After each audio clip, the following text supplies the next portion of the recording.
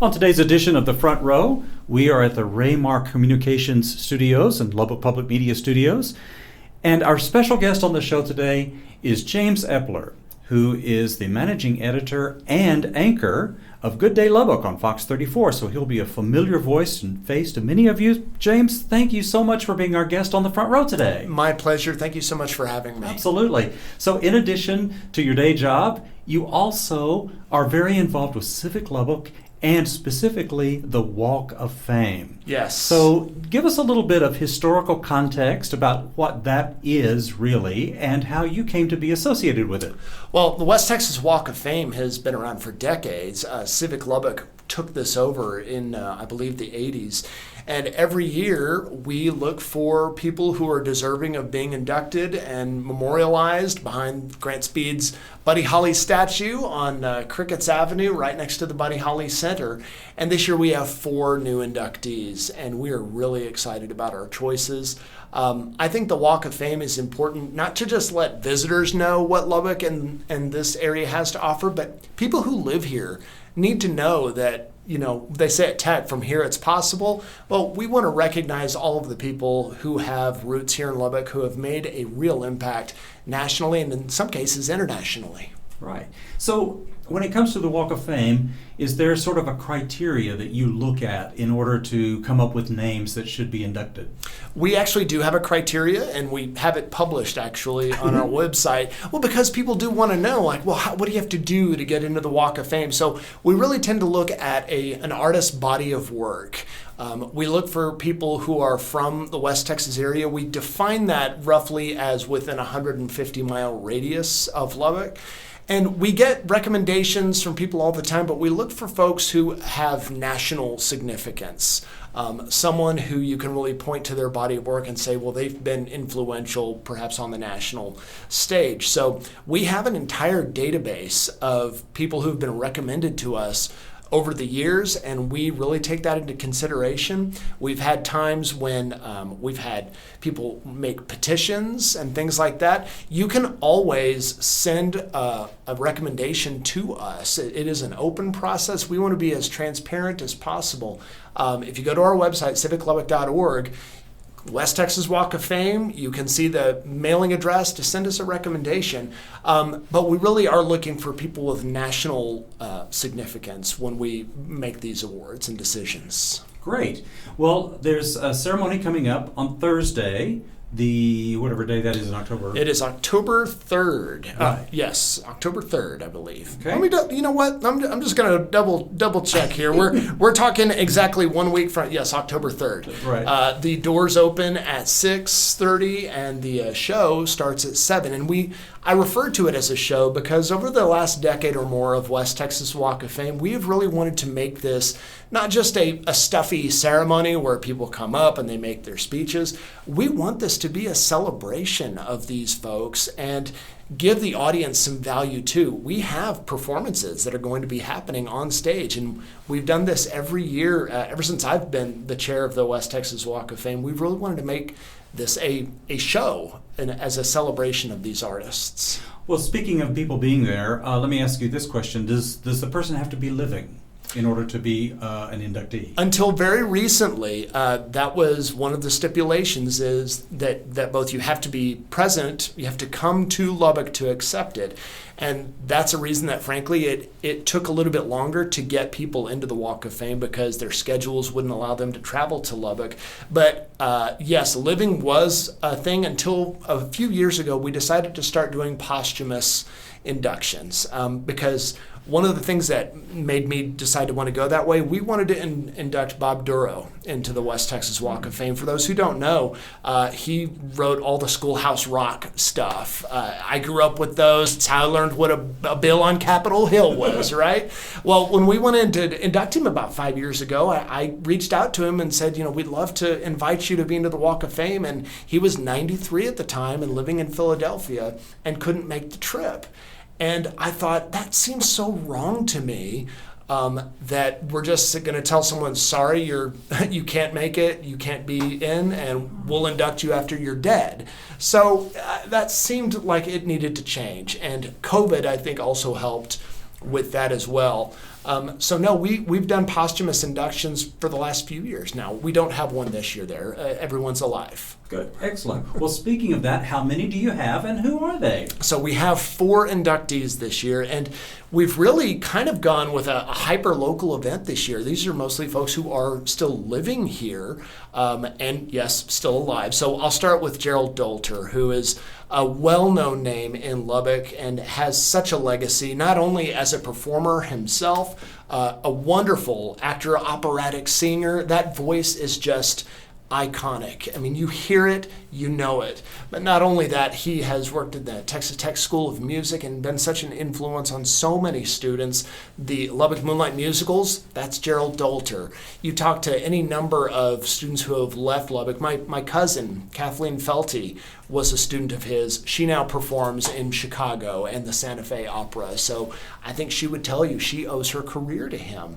As far as Dolter as a performer, I think the last thing I saw him in was Javert in Les Miserables, the local production. My goodness, just tore the roof off the place. So that seemed like a no-brainer to us. I think I would say my wife's favorite Gerald Dolter performance is when he sings The Grinch. He just got that great baritone voice that he can do. So Gerald Dolter's first on the list. Next up, Steve Metter, who is a great drummer. He is from Slayton, and he has played with so many folks over the years, including Carole King, Leonard Cohen, and Joe Ely. He still plays with J. Boy Adams. And so we thought Steve Metter was a great choice to go in. Then we have a couple of artists. Tina Fuentes, right, who is local as well, and she teaches out at Texas Tech. She is a renowned painter and has received a number of awards. She is a nationally recognized artist. A huge body of work with her. Yes. Enormous body of work. And then our final artist is James Watkins. He is a ceramic artist, and he holds a Horn Professorship at Texas Tech. That is the highest award that can be given to a Texas Tech professor. So not only is his work significant, but he's also had an influence. We have 3 educators that we're inducting this year. Watkins also given a state award last year. I believe it's the Artist of the Year 3D in Texas. I'll have to double check that, but I believe that's what it was called.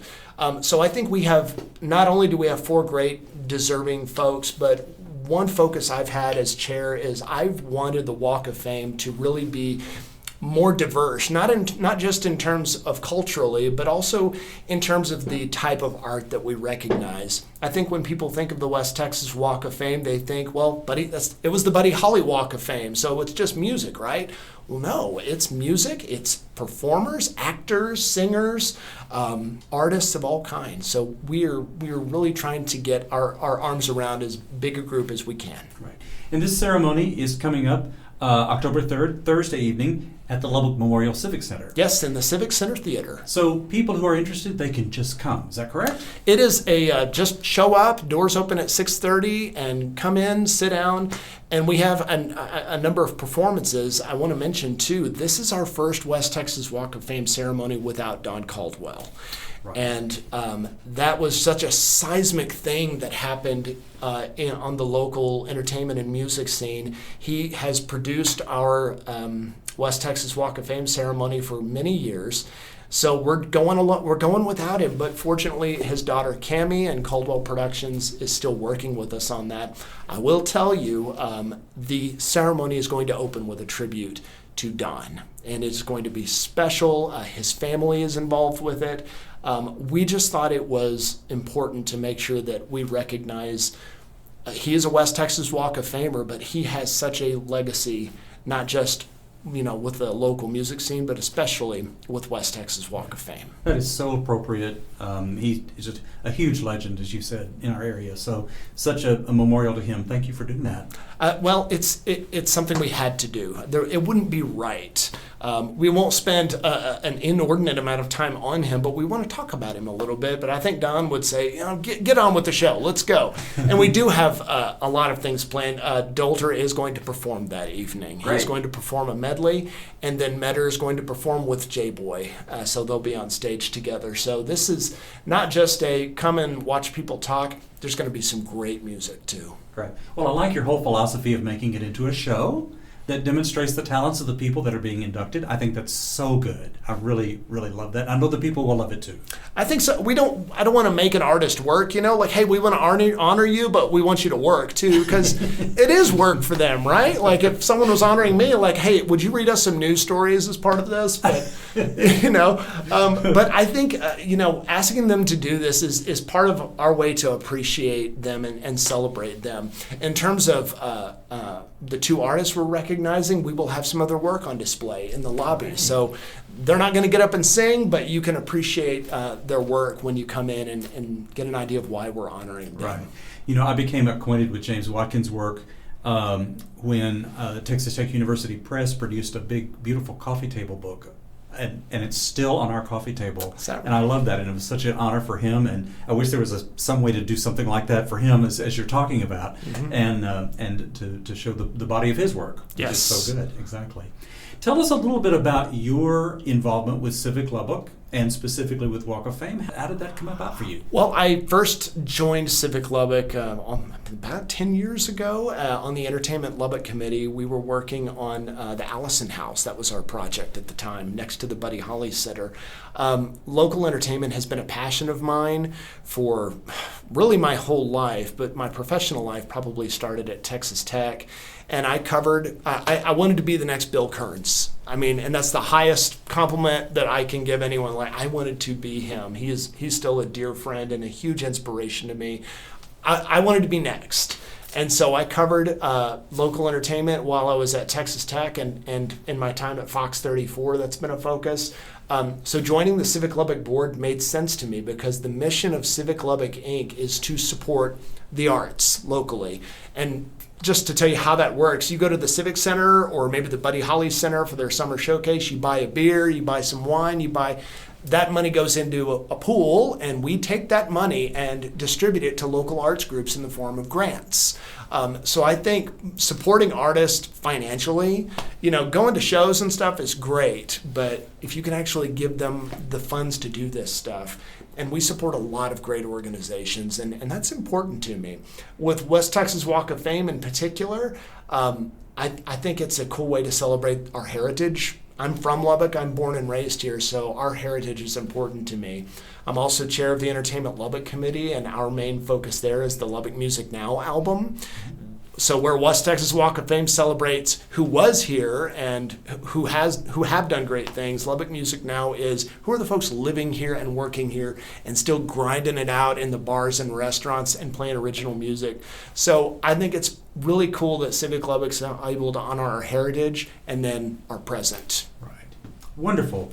James Eppler is the managing editor and anchor of Good Day Lubbock on Fox 34. He's also all of the things that you've just heard. Too much. And perfect for all of those things. Nobody better, James. Nobody better for the things that you do. You're just perfect for those things. Clint, thank you. And we really appreciate all your work. And thank you so much for being our guest on the front row today. Thank you. We'll see you at the West Texas Walk of Fame ceremony.